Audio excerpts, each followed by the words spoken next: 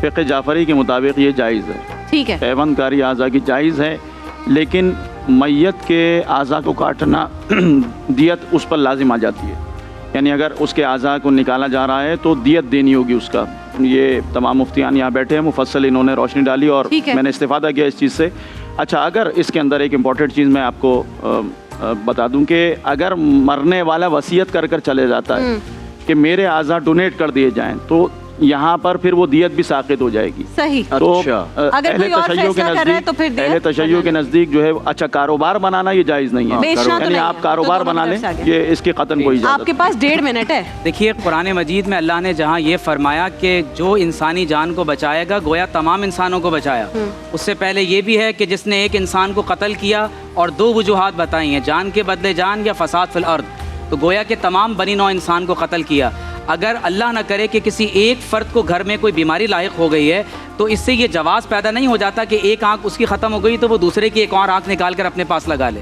اس کا ایک گردہ ضائع ہو گیا تو وہ دوسرے کا گردہ لگا لے. اب آپ دیکھیے کہ بہت امپورٹنٹ بات، ناک کٹنے کی مثال دی گئی.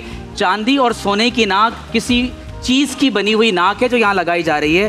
موضوع یہ ہے کہ کسی اور انسان کے آرگنز کو کاٹ کر اسے اپنے آرگنز کے ساتھ جوڑ لینا. امام ابو داؤد نے بہت واضح طور پر یہ نقل کیا ہے کہ آپ صلی اللہ علیہ وسلم نے فرمایا کہ جو چیز انسانی وجود کے ساتھ کٹ کے جدا ہوتی ہے یا کسی حیوان سے کوئی چیز کٹ کے جدا ہوتی ہے وہ ناپاک ہو جاتی ہے.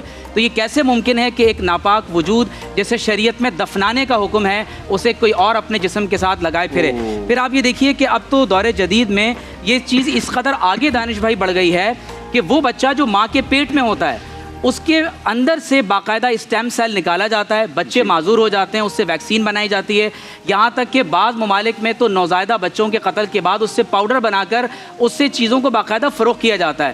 تو آپ سلیکون کی ناک لگوا لیں سونا اور چاندی کی طرح. اب تو اعضاء کی ٹرانسپلانٹیشن میں عمر صاحب کاروبار کے حوالے سے تو سب کا متفق ہے کہ کاروبار تو نہیں کر سکتے. پوری دنیا میں منڈیاں بنا دی گئی ہیں. لگانے کی نہیں ہے، بات زندگی بچانے کی ہے اور زندہ کی نہیں. کسی میت کے عطیہ کردہ اعضاء کو منتقل کیا جا رہا ہے. اور دوسرے قرآن کا قانون یہ بھی ہے کہ فمن اضطر غیر باغ ولا عاد فلا اثم علیہ. غیر باغ ولا عاد، 2 شروط لگائی گئی ہیں. اس میں عاد بھی ہے، اس میں بغاوت بھی ہے. اور آپ غور کیجئے کہ انسان کا مصلح کرنا، ایک انسان مر گیا اس کے اعضاء چیر پھاڑ کے کاٹ کے نکال لینا، سب کا پوائنٹ آف ویو آ گیا ہے. کرنا ناجائز ہے. چاروں حضرات میں کسی کو کچھ ایڈ کرنا ہوگا انشاءاللہ. بہت شکریہ آپ سے.